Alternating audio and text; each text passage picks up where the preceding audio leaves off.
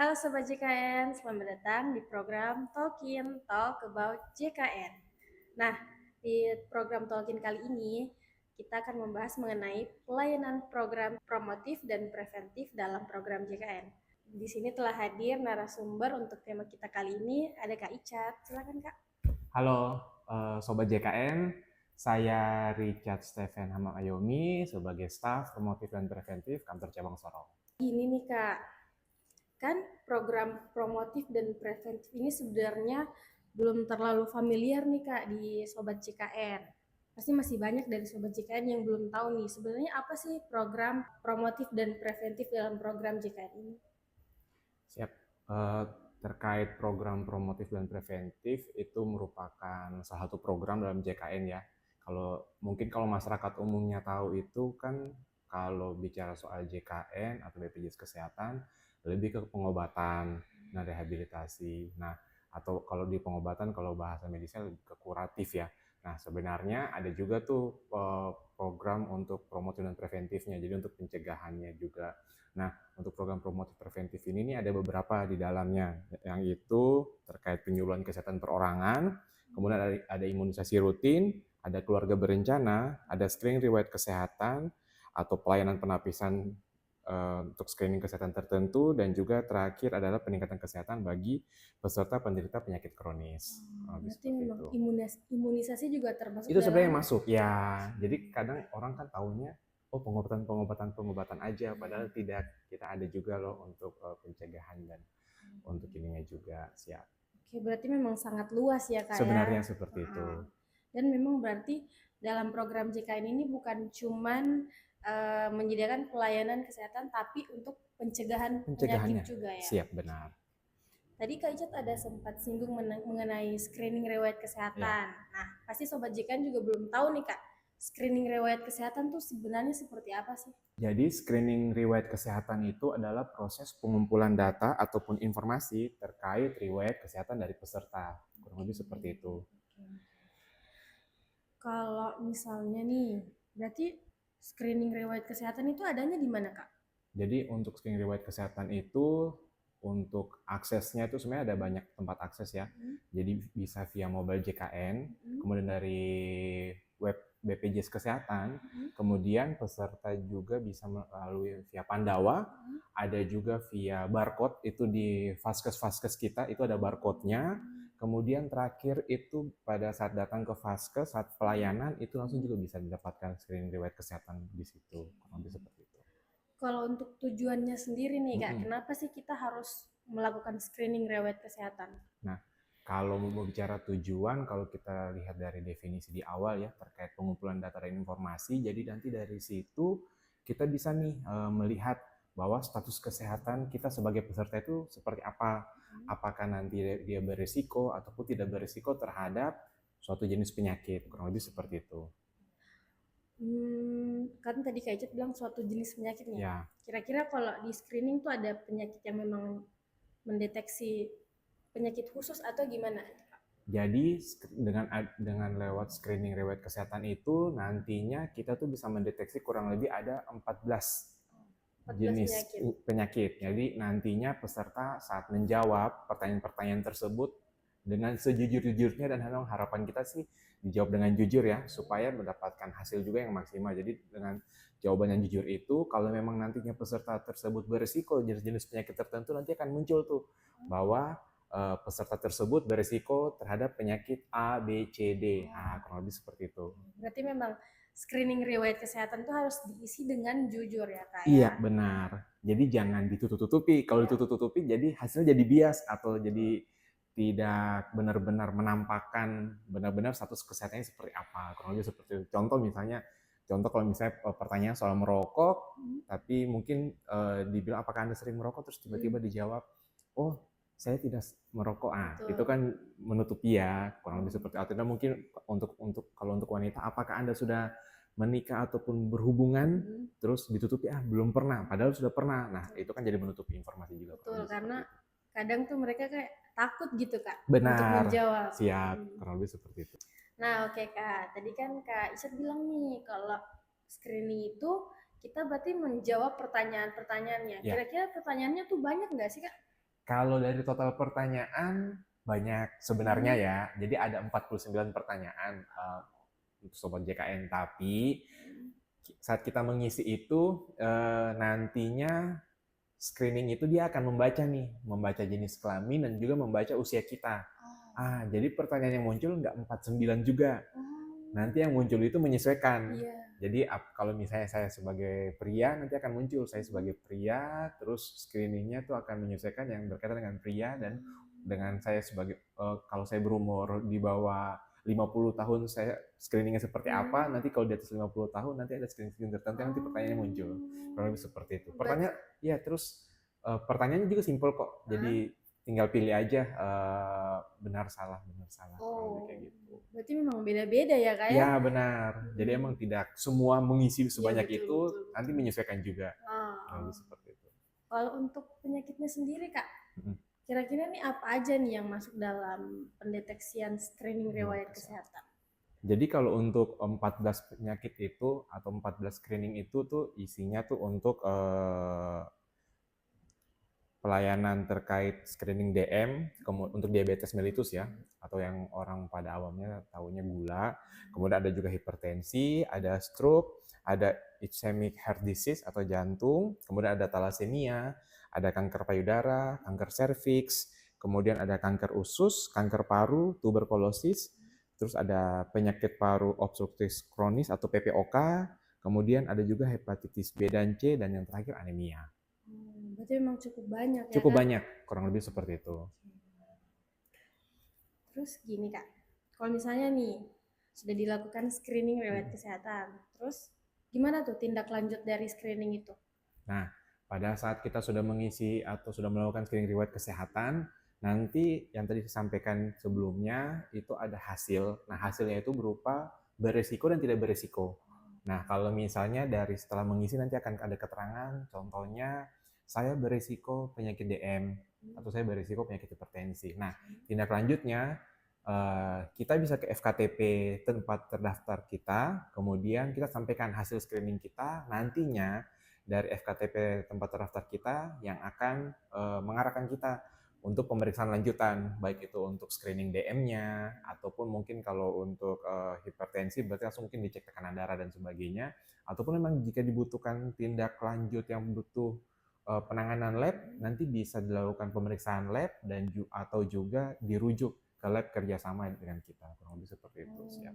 Berarti memang habis setelah screening, apabila beresiko, kita langsung datang ke FKTP dan ditindaklanjuti oleh dokter di sana ya? Siap, benar. Itu kalau beresiko nih Kak, kalau tidak beresiko nih gimana? Nah, kalau tidak beresiko biasanya keterangannya akan seperti ini, silakan jaga pola hidup, kemudian sering berolahraga minimal 30 menit setiap harinya, kurang lebih seperti itu. Jadi kalau tidak berisiko paling anjurannya lebih ke kita menjaga pola hidup kita sih, pola aktivitas, pola makan dan sebagainya, kurang lebih seperti itu. Tapi kalau berisiko, nah tindak lanjutnya kita ke FKTP terdaftar kita. Terus saya tuh sempat dengar ini nih Kak, klub Prolanis gitu, itu sebenarnya apa sih Kak? Jadi untuk Prolanis itu kan program pengelolaan penyakit kronis. Nah, dalam program pengelolaan penyakit kronis itu sebenarnya kita mengelola dua nih. Jadi nanti bisa nih dari hasil screening tersebut, jika terdeteksi DM dan hipertensi, nah nanti kita kelola tuh, dan kalau memang pesertanya bersedia ikut dalam klub Prolanisnya, nah itu kita kelola DM dan hipertensinya. Nanti FKTP yang mengelola, kurang lebih seperti itu. Berarti Prolanis ini masuk dalam program screening riwayat kesehatan? Sebenarnya bukan masuk program screening, tapi lebih ke salah satu pelayanan dalam promotif preventif JKN. Kurang lebih seperti itu ya. Jadi tindak lanjut lagi. Jadi setelah pemeriksaan lab, jika memang misalnya contoh saya terdeteksi DM setelah pemeriksaan ataupun saya terdeteksi hipertensi, nanti biasanya dari dokternya dari FKTP akan mengkonfirmasi Bapak Ibu bersedia tidak bergabung dengan ini. Jadi bergabung dengan klub Prolanis. Tujuannya untuk apa sih? Untuk menjaga aktivitas kita, pola makan kita, dan memang jika memang dibutuhkan obat dan sebagainya, nanti akan diberikan obat rutin, kurang lebih seperti itu. Jadi untuk dikontrol nih supaya tidak makin parah, baik DM-nya ataupun hipertensinya, kurang lebih seperti itu. Oke Kak, tadi kan Kak Ijat bilang kalau klub Prolanis itu diperuntukkan untuk contohnya seperti pasien yang mengalami DM atau hipertensi Siap. dan lain sebagainya. Nah, kegiatan-kegiatan di klub Prolamis itu gimana tuh Kak? Seperti apa? Nah, untuk kegiatan-kegiatannya itu ada banyak ya. Yang pertama itu selain pemantauan kesehatan rutin, itu setiap bulannya itu ada pemantauan kesehatan rutin. Jadi nantinya peserta datang wajib ke FKTP untuk dipantau kesehatannya baik DM dan hipertensi. Nah, kalau untuk DM itu nanti ada pemeriksaan untuk gula darahnya, kemudian untuk yang hipertensi nanti akan diukur tekanan darahnya. Itu rutin setiap bulan untuk dipantau nih, kira-kira mengalami kenaikan atau penurunan. Kemudian yang kedua, ada juga aktivitas. Nah, aktivitasnya ini dibagi lagi. Nah, itu ada senam dan juga edukasi. Nah, kalau senam ini itu dilakukan seminggu sekali. Jadi untuk waktunya itu kita kembalikan sih ke FKTP, ada yang memang melaksanakan rata-rata sih melaksanakannya di akhir pekan ya, biasa di hari Jumat ataupun hari Sabtu, menyesuaikan dari peserta-peserta Prolanis kita yang memang rata-rata orang tua dan juga memang masih juga aktif bekerja, jadi memang mereka menyesuaikan harinya. Itu untuk senam, untuk aktivitas fisiknya. Kemudian ada juga yang pelaksanaan edukasi. Nah, untuk pelaksanaan edukasi itu dilakukan sebulan sekali. Nah, edukasi ini edukasi terkait kesehatan mereka itu bebas ya, dalam artian tergantung FKTP, bisa terkait aktivitas fisik yang bisa dilakukan di rumah tanpa perlu datang ke ini atau tidak, bisa edukasi terkait kira-kira makanan-makanan apa saja yang bisa kita makan ataupun yang bisa kita konsumsi. Jadi kami membebaskan terkait informasi edukasi itu. Yang penting edukasi itu bermanfaat bagi peserta Prolanisnya. Kurang lebih seperti itu. Berarti memang kegiatannya nih ada pemantauan, ada juga kegiatan produktif nih Kak, Iya benar, seperti siap. senam ya. Senam ya. Berarti memang betul-betul sangat dipantau ya Kak ya. Betul ya. Sama ada edukasi juga ya. Edukasi juga, siap. Berarti memang biar mereka lebih tahu nih sebenarnya apa sih, bagaimana sih tips-tips menjaga pola hidup sehat ya Kak ya. Oke. Berarti memang dalam program promotif dan preventif ini selain mengobati, mencegah, dan juga melakukan pemantauan ya Kak ya. Oke gitu ya Sobat JKN, berarti memang kita tuh harus sadar dan memanfaatkan program screening riwayat kesehatan agar kita bisa lebih aware ya Kak ya. Benar. Dengan penyakit-penyakit yang bisa muncul kapan saja ya. Benar itu. Jadi istilahnya kalau kita di pelayanan seringnya bahwa ini manfaat pada saat kita tidak sakit. Jadi posisinya biasa kalau kita sehat tuh kan kita nggak akan pernah rasa apa-apa ya. Betul. Karena sakit mungkin kita belum merasa yang parah, jadi kita belum merasa apa-apa. Nah, kalau kita, jadi kadang kita sampaikan ke peserta, ada loh manfaat yang non medisnya sebenarnya. Jadi kita screening, tujuan screening kita tadi sampaikan di awal, bahwa untuk pengumpulan data dan informasi, untuk nanti kita tahu nih, oh status kesehatan saya seperti apa, apakah saya berisiko atau tidak. Jangan sampai kebiasaan yang selama ini kita lakukan itu merupakan kebiasaan berisiko untuk ke penyakit tertentu, kurang lebih seperti itu. Apalagi memang di dalam screening itu jenis-jenis penyakit yang dideteksi kan lumayan banyak nih, penyakit-penyakit yang sebenarnya yang dibilang apa sih Kak, silent killer ya. Iya benar, kurang lebih seperti itu. Terus selain screening nih, tadi Kak Icat bilang kalau di dalam program promotif preventif ada penyuluhan dan imunisasi, itu gimana tuh Kak? Nah, kalau untuk terkait program penyuluhan dan imunisasi itu sebenarnya itu kan program yang memang sudah berjalan ya. Jadi sebenarnya kalau kita mau kita tahu bahwa hal ini sudah dilakukan oleh teman-teman di FKTP, penyuluhan perorangan. Jadi itu bisa face to face antara tenaga kesehatan dan peserta pada saat peserta berkunjung. Jadi macam misalnya saya datang berkunjung, kemudian saya ada bertanya, dok, saya mau konsultasi dong terkait ini memang di luar penyakit saya yang sekarang. Nah, itu sudah masuk dalam penyuluhan perorangan juga sebenarnya. Kemudian kalau untuk imunisasi, ini juga sudah dilaksanakan juga sebenarnya. Kalau imunisasi ini kan dilaksanakan oleh teman-teman di puskesmas untuk pelaksanaannya. Dan itu memang salah satu juga program preventif ya untuk pencegahannya. Kurang lebih seperti itu. Berarti memang kalau Sobat JKN datang ke puskesmas mau menanyakan nih terkait penyakit yang ya cuma mau nanya aja, berarti emang boleh ya Kak? Boleh, nggak ada masalah. Dan itu memang masuk dalam program promotif dan preventif. Benar. Jadi tidak melulu kita datang ke FKTP pada saat sakit. Betul. Kita datang hanya untuk konsultasi aja boleh kok, nggak ada masalah. Tapi misalnya kalau Bapak Ibu ataupun Sobat JKN ini tidak ada waktu, nah itu bisa tuh akses di via mobile JKN. Oke. Jadi kita bisa bertanya ke FKTP kita via mobile JKN. Kurang Oh, lebih bisa seperti ya, itu. Kak? Iya, nanti kita bisa akses itu untuk kita konsultasi dengan FKTP kita, nanti akan dijawab oleh FKTP, kurang lebih seperti itu. Kalau memang yang misalnya tidak punya waktu dan memang pengen bertanya nih terkait informasi-informasi kesehatan, kurang lebih seperti itu.